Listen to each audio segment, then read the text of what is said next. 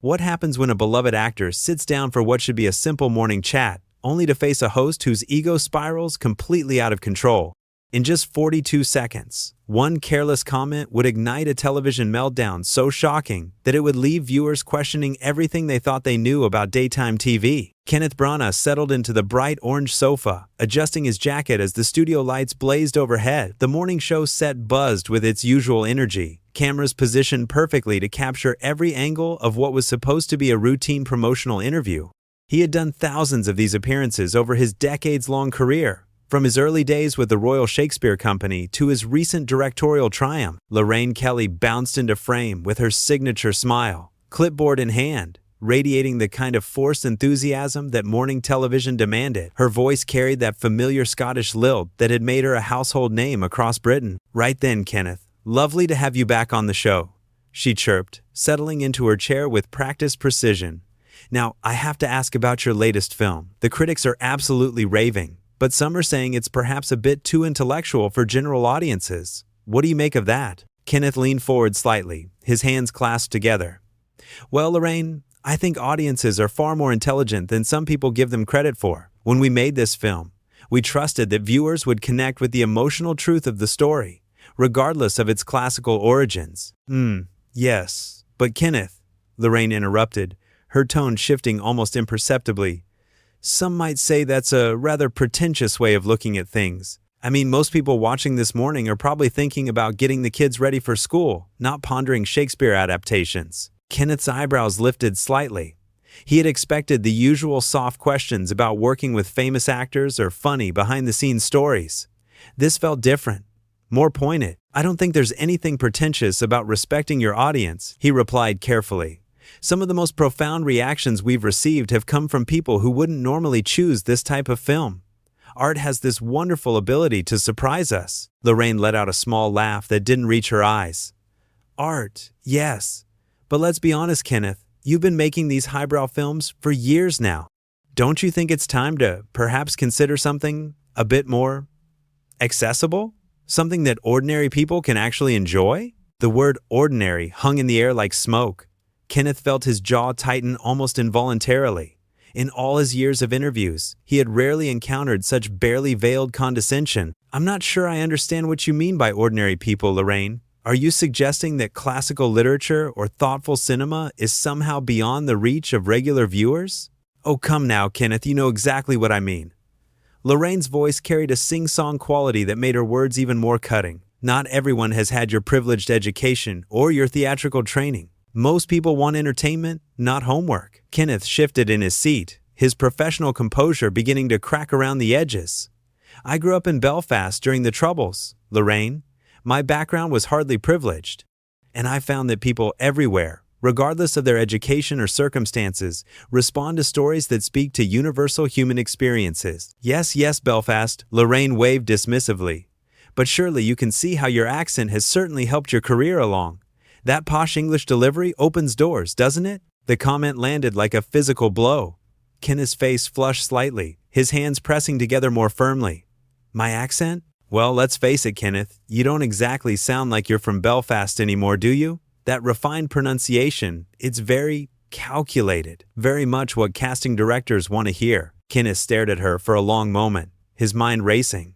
The accusation was so personal, so deliberately inflammatory, that he found himself momentarily speechless. Around them, the studio crew continued their work, but several had begun to notice the shift in atmosphere. "I'm sorry. Are you suggesting that I've somehow manufactured my way of speaking for career advancement?" "I'm just saying," Lorraine continued with false sweetness, "that some actors are more authentic than others. Your contemporaries, the ones who've stayed true to their roots, they seem more genuine somehow." Kenneth's hands unclenched slowly. When he spoke again, his voice was quieter but carried a dangerous edge.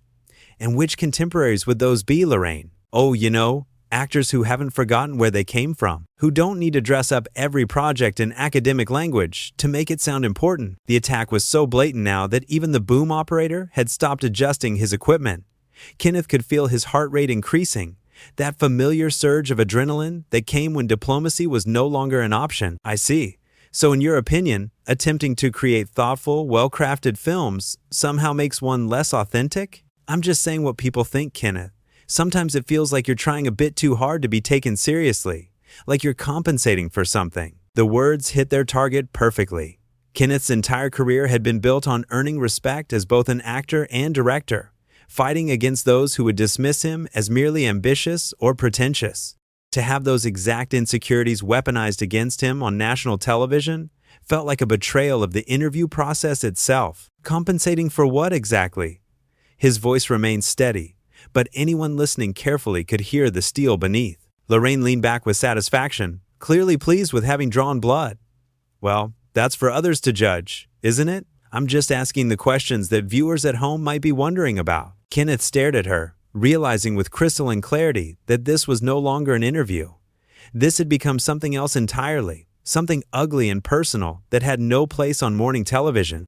The woman sitting across from him had abandoned any pretense of professionalism in favor of cheap provocation. "Are you quite finished?" he asked quietly. Lorraine's eyes lit up with predatory delight. She had him exactly where she wanted him, defensive and rattled. This was television gold, the kind of moment that would have clips circulating online within hours. "Oh, I'm just getting started, Kenneth. You see, this is exactly what I mean. The moment someone challenges you, you get all superior and condescending. It's that theatrical training, isn't it? Always performing, always playing a role." Kenneth felt something cold settle in his chest. He had walked into studios around the world, faced hostile critics and challenging directors, but never had he encountered such calculated malice disguised as journalism. "Playing a role?" he repeated slowly. "And what role do you think you're playing right now, Lorraine?" "I'm playing the role of someone who asks the questions that need to be asked. Someone who isn't intimidated by fancy degrees and royal connections." "Royal connections?" Kenneth's voice rose slightly, genuine bewilderment cutting through his anger. "What on earth are you talking about?" Lorraine waved her hand airily. "Oh, please, Kenneth. Your knighthood, your connections to the establishment, you can't pretend that hasn't smoothed your path considerably. I earned my recognition through decades of work, just like any other actor or director in this business." "Did you, though? Or did you just know the right people, say the right things, present yourself in exactly the way that would appeal to the cultural elite?" Kenneth stared at her in disbelief. The accusations were becoming more wild and personal by the minute, completely divorced from anything resembling legitimate interview questions. "You're suggesting that my entire career is somehow fraudulent?" "I'm suggesting," Lorraine said, leaning forward with mock concern, "that perhaps you've become a bit disconnected from reality, from real people with real problems. When was the last time you actually spoke to someone who wasn't part of your rarefied world?" "Every day of my life," Kenneth replied firmly. "On film sets, in theaters, in the street. The idea that actors exist in some kind of ivory tower is absurd." "Is it, though? Because from where I'm sitting, it looks like you've forgotten what it's like to be normal, to struggle, to not have every door open for you because of your accent and your connections." Kenneth felt his composure finally beginning to crack. The relentless personal attacks, the sneering dismissal of his background and work, the implication that he was somehow less deserving of his success. It was too much. "Normal," he said, his voice tight with controlled fury. "You want to talk about normal? I grew up in a terraced house in Belfast while bombs were going off in the streets. My father was a plumber. My mother worked part-time jobs to help pay the bills. I earned scholarships to study drama because it was the only way I could afford it. Every opportunity I've had, I've worked for.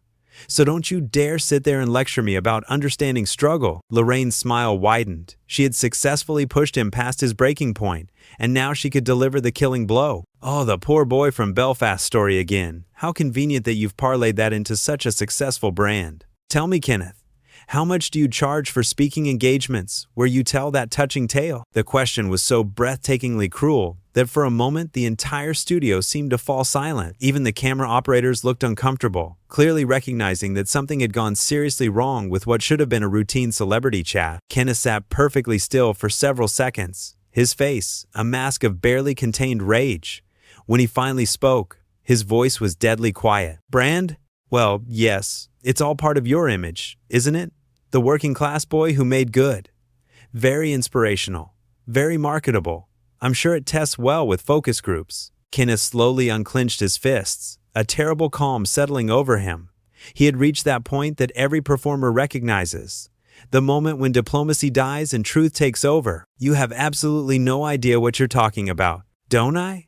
Kenneth, we both know this is all performance. The humble beginnings, the artistic integrity, the dedication to serious cinema. It's a very carefully constructed persona designed to appeal to critics and award voters. Stop. The word came out like a gunshot. Just stop. But Lorraine was in full flow now, intoxicated by her own cruelty. The truth is, you're just another actor who got lucky, and now you're desperately trying to convince everyone, including yourself, that you deserve it.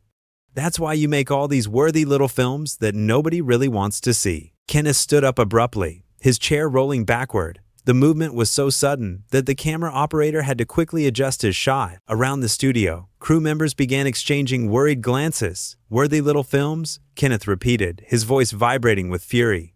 You mean films that attempt to say something meaningful about the human condition? Films that don't insult the intelligence of their audience? I mean, pretentious exercises in self-importance that you convince yourself are art. Kenneth took a step toward her, his hands trembling slightly. Do you have any idea how offensive that is? Not just to me, but to every actor, every writer, every filmmaker who believes that cinema can be more than just mindless entertainment? Lorraine remained seated, clearly enjoying the spectacle she had created. Oh, here we go. The artistic temperament. How predictable. Predictable? Kenneth's voice cracked with disbelief. You ambush me with personal attacks, question my integrity, mock my background, and when I respond with anything other than grateful submission, you dismiss it as temperament? I'm simply doing my job, Kenneth, asking the hard questions that other interviewers are too starstruck to ask. Your job? Kenneth laughed bitterly. Your job is to promote my film and give viewers an entertaining morning chat. What you're doing is character assassination disguised as journalism. The accusation hung in the air between them, raw and undeniable. Around the studio, the atmosphere had become electric with tension. Lorraine's mask finally slipped completely. Her saccharine smile vanished, replaced by something cold and calculating. She stood up to face him, her voice dropping to a venomous whisper that the microphone still picked up perfectly. Character assassination? That's rich, coming from someone who's spent their entire career assassinating the characters of better writers than yourself. Tell me, Kenneth, how many Shakespeare plays have you butchered in the name of making them more accessible? Kenneth recoiled as if he'd been slapped. The attack on his Shakespeare work, the cornerstone of his artistic identity, was a bridge too far. Better writers than myself? I've never claimed to be a writer on par with Shakespeare. I'm an interpreter, someone who tries to bring those works to new audiences. Tries and fails, you mean? Your Hamlet was self-indulgent nonsense. Your Henry V was more about Kenneth Branagh than it was about the character. You used the bard as a vehicle for your own ego. The crew members had stopped pretending to work now. Several were openly staring, phones discreetly appearing as they realized they were witnessing something unprecedented. Kenneth's hands were shaking visibly now, his face flushed with a mixture of rage and humiliation. You clearly haven't understood a single thing about those films. Oh, I understood them perfectly. Vanity projects masquerading as artistic endeavor. The Kenneth Branagh show with Shakespeare providing the script. That is completely untrue and you know it. Do I? Kenneth, let's be brutally honest here. You've turned yourself into a brand, a commodity. You've taken one of the greatest writers in human history and used his work to promote yourself. Kenneth took another step forward, his voice rising dangerously. I have devoted my life to bringing Shakespeare to people who might never otherwise experience his work. I've sacrificed commercial opportunities to make those films. Sacrificed? Lorraine laughed harshly. You mean you've calculated that the prestige was worth more than the immediate profit? Very shrewd business sense, actually. You're twisting everything I say. Every word, every intention, you're poisoning it. I'm simply stating facts. You're a businessman who's convinced himself he's an artist. There's nothing wrong with that, Kenneth, but don't expect the rest of us to play along with the fantasy. Kenneth felt something snap inside him, like a wire stretched too tight, finally breaking. The careful control he had maintained throughout his career, the diplomatic responses, the professional courtesy, all of it evaporated in an instant. Fantasy? His voice rose to nearly a shout. You want to talk about fantasy? Let's talk about your fantasy that you're some kind of serious journalist instead of a morning television presenter who's completely lost her mind. Lorraine's eyes widened slightly, clearly not expecting such a direct counterattack. But she recovered quickly, her smile returning with renewed malice. Lost my mind? I'm not the one having a meltdown on live television, Kenneth. No, you're the one causing it. This isn't journalism, it's sadism. You've turned what should have been a simple interview into a public humiliation for your own twisted entertainment. Public humiliation? Kenneth, you're doing that all by yourself. I'm just asking questions. Questions? Kenneth's voice cracked with incredulous rage. You've called me pretentious, fake, calculated, disconnected, fraudulent, and self-indulgent. You've mocked my background, my accent, my work, and my integrity. Those aren't questions. They're attacks. Lorraine shrugged with infuriating casualness. If you can't handle a few tough questions, perhaps you shouldn't be in the public eye. Tough questions? These aren't tough questions. They're character assassinations dressed up as journalism. A tough question would be about the challenges of adapting classical work for modern audiences, or the financial realities of making independent films. What you're doing is playground bullying with a television budget. The comparison to playground bullying clearly hit home. Lorraine's composure wavered for just a moment before she rallied with renewed viciousness. Playground bullying? How dramatic. How very theatrical. You see, this is exactly what I mean, Kenneth. Everything with you is a performance, even your outrage. Kenneth stared at her in absolute disbelief. Performed outrage? You think I'm acting right now? I think you're incapable of not acting. I think you've been playing roles for so long that you've forgotten how to be genuine. Genuine? Kenneth's voice dropped to a whisper of pure fury. You want genuine? Here's genuine. You are the most unprofessional, vindictive, cruel person I have ever encountered in 30 years of media appearances. You've abandoned every principle of broadcast journalism to indulge in personal spite, and you've done it with a smile on your face like it's all just harmless fun. The words landed with devastating precision. Lorraine's fake smile finally faltered completely, her face flushing with anger and embarrassment. How dare you? How dare I? How dare I what? Tell the truth? Point out that you've turned your show into a platform for personal vendettas? Call out the fact that you've completely lost sight of what journalism is supposed to be? I don't have to listen to this. No, you don't. But your viewers do. They tuned in expecting morning television, and instead they're watching you systematically destroy someone for sport. Kenneth turned toward the cameras, addressing the audience directly. Ladies and gentlemen, I apologize that you've had to witness this. This is not what I expected when I agreed to appear on this program, and it's not what you deserve to see this morning. Lorraine shot to her feet, her professionalism completely shattered. Don't you apologize to my audience. This is my show. Kenneth turned back to her, his voice deadly calm. Then take responsibility for it. I am taking responsibility. I'm doing my job. Your job is to inform and entertain, not to attack and humiliate. You failed spectacularly at both. Get out. The words cut through the studio like a blade. Kenneth nodded slowly, his anger crystallizing into cold dignity. Gladly, he reached for his microphone pack and carefully removed it, setting it down on the coffee table with deliberate precision. The gesture was somehow more devastating than any shouted insult could have been. This has been educational, he said quietly. I've learned that even in the 21st century, there are still people who mistake cruelty for cleverness. Kenneth straightened his jacket and walked toward the studio exit, his footsteps echoing in the sudden silence. Just before reaching the door, he turned back one final time. For what it's worth, Lorraine, I genuinely hope you find whatever it is you're looking for, because what you're doing here isn't it. The studio door closed behind him with a soft click, leaving Lorraine standing alone among her crew, the camera still rolling, capturing every moment of her complete professional destruction.